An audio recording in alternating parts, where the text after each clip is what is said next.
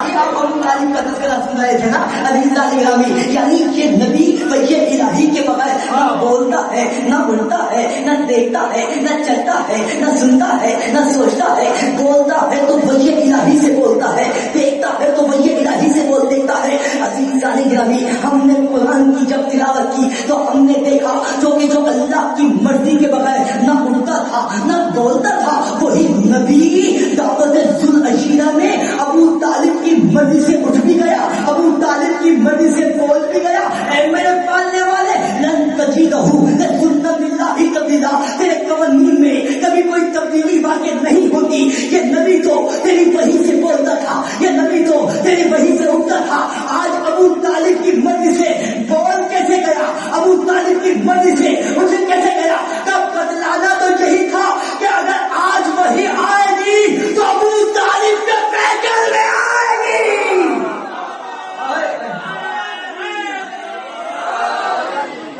آج وہی آئے گی تو ابو طالب کے پیکر میں آئے گی۔ اچھا عزیزان گرامی، یہ ابو طالب کون ہے؟ ابو طالب، یہ ابو طالب ہے کون؟ اسلام کا پہلا جلسہ۔ دیکھیے درود پڑھیے محمد یہ دیکھیے، میں چاہوں گا اپنے نوجوان دوستوں کو اور آپ کو سامنے رکھے، کتنے یہ شاداب چہرے ہیں، کتنے بزرگان بیٹھے ہوئے ہیں۔ کیونکہ وحی الہی کے بغیر نہ نبی بولتا ہے نہ اٹھتا ہے۔ ابو طالب ہے کون؟ پہلی اسلام کی دعوت ہو رہی ہے ابو طالب کے گھر میں۔ اسلام کی بنیاد ابو طالب کے گھر میں، اسلام کی ابتدا ابو طالب کے گھر میں، اسلام کی شروعات ابو طالب کے گھر سے، اسلام کی جڑ جو رکھی جا رہی ہے ابو طالب کے گھر میں۔ اے میرے پالنے والے، کیا تجھے کسی مسلمان کا گھر نہیں ملا تھا؟ اے میرے پالنے والے، کیا تجھے کسی مسلمان کا گھر نہیں ملا تھا؟ عزیزان گرامی، اسلام کی پہلی دعوت تھی بھائی صحن خانے کعبہ میں ہوگی نا۔ عزیزان گرامی، آپ کا توجہ نہیں فرمائی، اسلام کی پہلی دعوت تھی بھائی یہ پہلی دعوت صحن خانے کعبہ میں ہوگی۔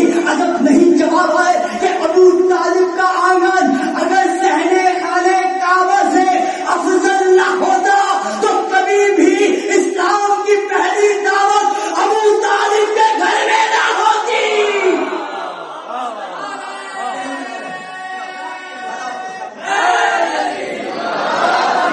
پہلی دعوت کبھی بھی ابو طالب کے گھر میں نہ ہوتی۔ اچھا، میں آپ سے ایک سوال کر رہا ہوں، یہ نوجوان دوست کتنے خوبصورت بیٹھے ہیں، مولا ان کو سلامت رکھے۔ مجھے یہ بتاؤ کہ جو تمہارے پاس شریعت کے احکام آئے وہ کیسے آئے؟ بھائی آپ یہ کہیں گے کہ ہمیں نبی نے بتایا، نبی نے بتایا، نبی نے بتایا، نبی نے بتایا۔ عزیزان گرامی، یہ بچے بیٹھے ہوئے ہیں، ان کی پرورش کون کر رہا ہے؟ ان کے ماں باپ کر رہے ہیں۔ انہیں فرش عطا پر کون لے کر آیا؟ ان کے ماں باپ لے کر آئے۔ انہیں حسین کے بارے میں کس نے بتایا؟ ان کی ماں نے بتایا۔ آپ توجہ نہیں فرما رہے ہیں، آپ توجہ نہیں کر رہے۔ ان کی ماں نے ان کو تربیت دی کہ فرش عطا پہ جانا ہے، فرش عطا پہ جانا ہے۔ کیا یہ نبی جو چھوٹا سا تھا، جب آغوش میں تھا، ابو طالب کی آغوش میں پل رہا تھا، تو عزیزان گرامی کیا اس وقت نبی نہیں تھا؟ اس وقت نبی نہیں تھا، اس وقت نبی نہیں تھا بھائی، ابو طالب کی آغوش میں تھا نا۔ عزیزان گرامی، جس نے نبوت کو چلنے کے آداب بتائے، جس نے چلنے کے آداب اب محمد کو آداب بتائے، جس نے اپنے طور طریقے محمد کو سکھائے، اسے کافر نہیں ابو طالب کہتے ہیں، اسے کافر نہیں ابو طالب کہتے ہیں۔ عزیزان گرامی، کیا قرآن کی آیت کھل گئے؟ الم جدید کا یتیمن فہوا، حبیب تم یتیم تھے، ہم نے تمہیں اپنی آغوش میں لے لیا ہے۔ تاریخ کے لکھنے والے مسلمانوں، مجھے بتاؤ کہ آقا محمد کی پرورش کس نے کی؟ کس نے کی؟ محمد کی پرورش کس نے کی؟ جب محمد پر بات ہوگی تو پرورش کی تو بات ہوگی۔ عزیزان گرامی، آپ نے سیرت کی کتابیں پڑھی ہیں بھائی، ایک غریب خاتون آئی تھی، محمد کو آغوش میں اٹھا کے لے گئی تھی۔ دو کھجور کے درخت تھے لیکن ان درختوں پہ کھجوریں نہیں تھی، ایک بکری تھی لیکن تھنوں میں دودھ نہیں تھا۔ لیکن جیسے ہی محمد مصطفیٰ کو اس خاتون نے اپنی آغوش میں لیا، محمد مصطفیٰ کی برکت سے کھجوروں پہ کھجوریں بھی آ گئی، بکری کے تھنوں میں دودھ بھی آ گیا،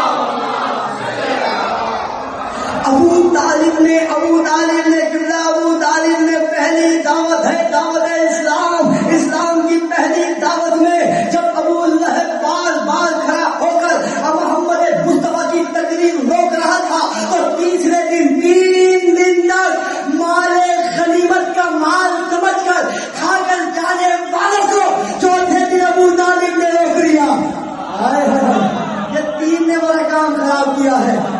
پہلے دن کھایا چلے گئے, دوسرے دن کھایا چلے گئے, تیسرے دن کھایا چلے گئے, چوتھے دن چوتھے کے وارث نے روک لیا. ہائے ہائے ہائے ہائے, چوتھے دن چوتھے کے وارث نے روک لیا کہ آج تو کوئی نہیں جائے گا,